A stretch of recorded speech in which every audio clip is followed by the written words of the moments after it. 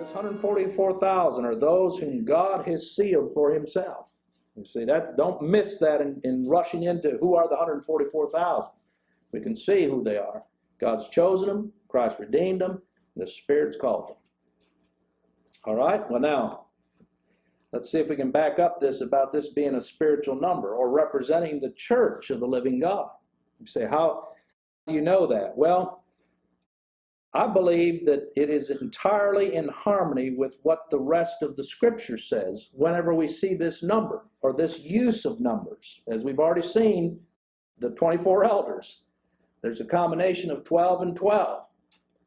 If you think about 144,000, how do you get 144,000?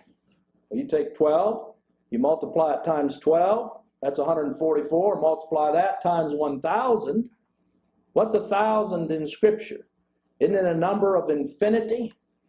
1 day is unto the Lord as 1,000 years, and 1,000 years is 1 day. Saul has slain his thousands, David his 10,000s. It's a number that describes an infinite number, but yet at the same time a complete number. It's not just, that's why we see 144,000. There's a specificness to it, and yet there's an aspect of infinity to it.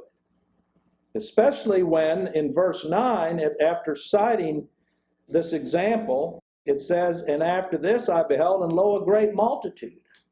Was he seeing something different than these 144, like men try to say? Well, there's 144,000, then there's this other multitude over here. No, he's describing the same thing.